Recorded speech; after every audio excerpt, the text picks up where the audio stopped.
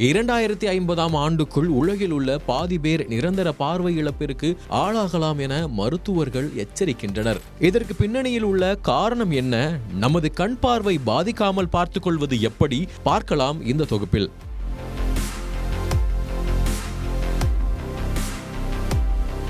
தற்போது இருக்கும் டிஜிட்டல் காலகட்டத்தில் சாப்பிட கூட மறந்துடுவேன், ஆனா போனை மறக்கவே மாட்டேன் என்ற மோடில் நாம் இருக்கிறோம். அதிலும் சிலர் முக்கியமான வேலைகளுக்கு மட்டும் ஸ்மார்ட் போனை பயன்படுத்தாமல் டிராகன் படத்தில் வரும் ஹீரோ பிரதீப் போல பொழுது விடிந்ததில் இருந்து தூங்க கூட போகாமல் ஓயாமல் ரீல்ஸ் பார்க்கிறோம்.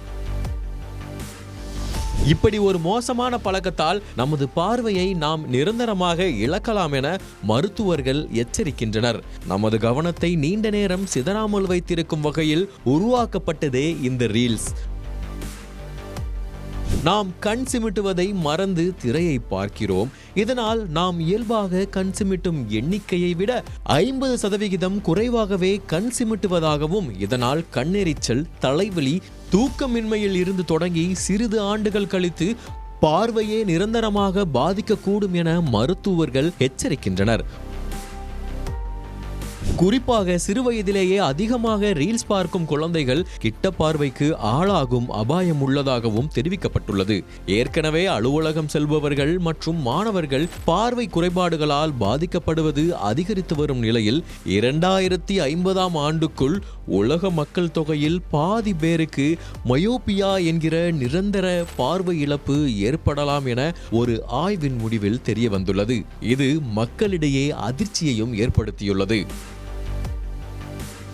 அதிக நேரம் ரீல்ஸ் பார்ப்பதால் உடலளவில் பாதிப்புகள் ஏற்படுவது மட்டுமின்றி மனதளவிலும் பல மோசமான விளைவுகள் ஏற்படுகிறதாம். அதாவது படிப்பு மற்றும் வேலையில் கவனக்குறைவு, தனிமையில் இருப்பதில் தொடங்கி ஞாபக மறதி வரை ஏராளமான பிரச்சனைகளை சமாளிக்க வேண்டியிருக்கும் என்று மருத்துவர்கள் எச்சரிக்கின்றனர். இந்த டிஜிட்டல் யுகத்தில் நாம் முழுவதுமாக ஸ்மார்ட் போனை தவிர்க்க முடியாது. ஆனால் அதன் பயன்பாட்டால் வரும் ஆபத்துகளை பாதியாக குறைக்கலாம். இதற்காக 20-20-20 விதியை கடைபிடிப்பது நல்லது. அதாவது போனை பார்க்கும் ஒவ்வொரு 20 நிமிடங்களுக்கு ஒரு முறை 20 வினாடிகள் 20 அடி தூரத்தில் உள்ள வேறு ஏதாவது ஒரு பொருளை பார்க்க வேண்டுமென வல்லுநர்கள் பரிந்துரைக்கின்றனர். இரண்டாவதாக, திரையை பார்க்கும்போது கண் சிமிட்டும் பழக்கத்தை ஏற்படுத்திக் கொள்ள வேண்டும்.